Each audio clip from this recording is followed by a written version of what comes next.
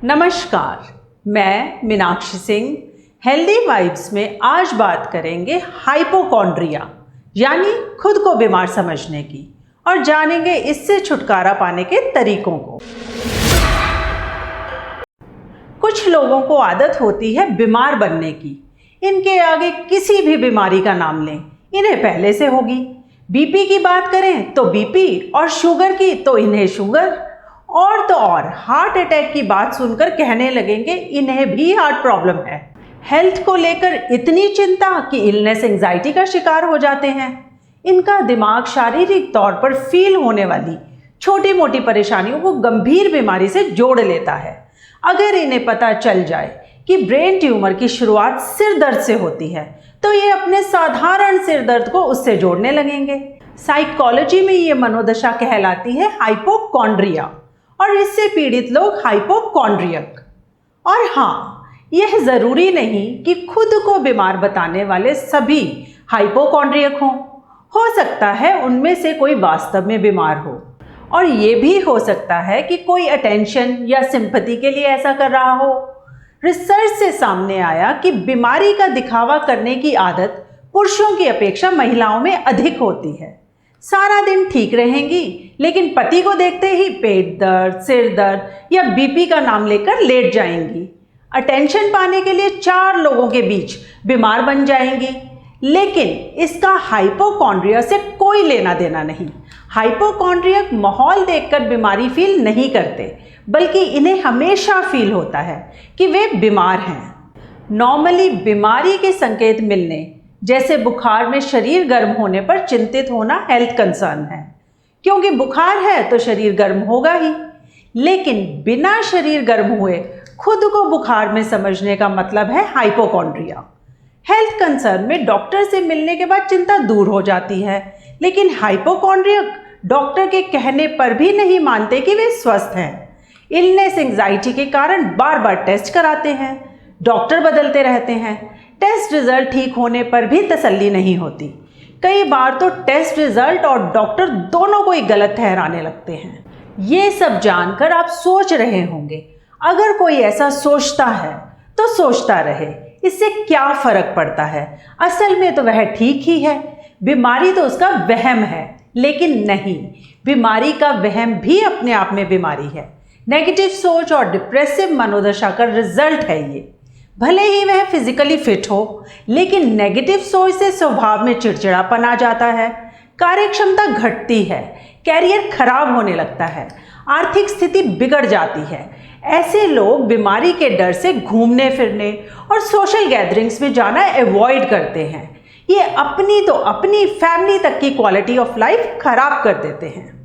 अब सवाल ये कि लोग हाइपोकॉन्ड्रियक क्यों हो जाते हैं, तो इसके कई कारण हैं। इनमें मेन है बचपन में गंभीर रूप से बीमार पड़ना। एक तो बचपन में बीमारी की ज़्यादा समझ नहीं होती, अगर कुछ होती भी है तो बड़े होने तक यादें धुंधला जाती हैं, दिमाग में रह जाती है केवल बुरी यादें, और इन्हीं से डेवलप होती है हाइपोकॉन्ड्रिया। अपनों की लंबी बीमारी, बचपन में हुआ दुर्व्यवहार, असुरक्षित माहौल और बीमारियों की आधी अधूरी समझ वाले लोग अक्सर बीमारी का भ्रम पाल लेते हैं।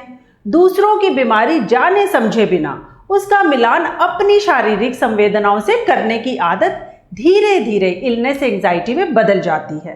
ऐसे में अगर सही गाइडेंस ना मिले तो व्यक्ति खुद को बीमार समझने लगता है। अगर आपको अपने आसपास कोई हाइपोकॉन्ड्रियक नजर आए तो उसे साइकियाट्रिस्ट से मिलने की सलाह दें। जितनी जल्दी बीमारी का वहम मिटेगा उसके लिए उतना अच्छा होगा। व्यक्ति हाइपोकॉन्ड्रियक है या सिंपैथी के लिए खुद को बीमार बताता है, पता लगाने के लिए फैमिली मेंबर्स को कुछ बातों पर ध्यान देना चाहिए। जैसे, क्या वह पास्ट में किसी बीमारी से गुजरा है या किसी बीमार व्यक्ति के टच में है, चोरी छुपे नशा तो नहीं करता, हेल्थ को लेकर उसका बिहेवियर एबनॉर्मल तो नहीं, वह बात बात पर टेस्ट तो नहीं कराता, बार बार डॉक्टर तो नहीं बदलता। अगर इन सवालों के जवाब हाँ में हैं और बीमारी का वहम हुए 6 महीने से ज़्यादा हो गए हैं तो साइकियाट्रिस्ट से ज़रूर मिलें। हालांकि ज़्यादातर लोग साइकियाट्रिस्ट से मिलने में आनाकानी करते हैं, जबकि साइकोथेरेपी इससे छुटकारा दिलाने का सबसे इफेक्टिव तरीका है। इसमें हेल्थ एंग्जाइटी को लेकर पेशेंट की जागरूकता बढ़ाते हैं ताकि वह बीमारी फील कराने वाले बॉडी सेंसेशन को अलग नज़रिए से देख सके। इससे दिमाग में उठ रही इलनेस एंग्जाइटी शांत होती है। खुद को बीमार समझने और लोगों की इग्नोरेंस का पेशेंट के स्वभाव पर बुरा असर पड़ता है। बात बात पर झल्लाना, चिड़चिड़ाना उसके नेचर में आ जाता है। ऐसे में बिहेवियरल स्ट्रेस मैनेजमेंट और एक्सपोजर थेरेपी यूज़ की जाती है। आम तौर पर यह सब कुछ सिटिंग्स में ठीक हो जाता है, लेकिन मामला सीरियस होने पर दवाएं भी प्रिस्क्राइब की जाती हैं। ऐसे में अगर इलाज लंबा चले तो घबराएं नहीं, पेशेंस रखें और ट्रीटमेंट प्लान पर डटे रहें। एंग्जाइटी कम करने के लिए खुद को काम में व्यस्त रखें, सोशल गैदरिंग्स में पार्टिसिपेट करें, लोगों से मिलते समय गर्मजोशी दिखाएं, खुद को आश्वासन दें कि मैं पूरी तरह ठीक हूँ। अगर बीमारी फील हो तो अपनी मर्जी से टेस्ट वगैरह कराने के बजाय डॉक्टर के पास जाएं। और सबसे ज़रूरी बात, बीमारी के बारे में जानने के लिए इंटरनेट का इस्तेमाल बंद कर दें। हाइपोकॉन्ड्रिया से जल्द मुक्ति के लिए फिजिकल एक्टिविटीज़ बढ़ाएं, पसंद के स्पोर्ट्स ज्वाइन करें, योगा, प्राणायाम और मेडिटेशन को डेली रूटीन का हिस्सा बनाएं। इस मामले में फैमिली और फ्रेंड्स का सहयोग भी ज़रूरी है। अगर पेशेंट बार बार अपनी बीमारी की बात करे तो उसे सुनने के बजाय कुछ और बातें करने लगें।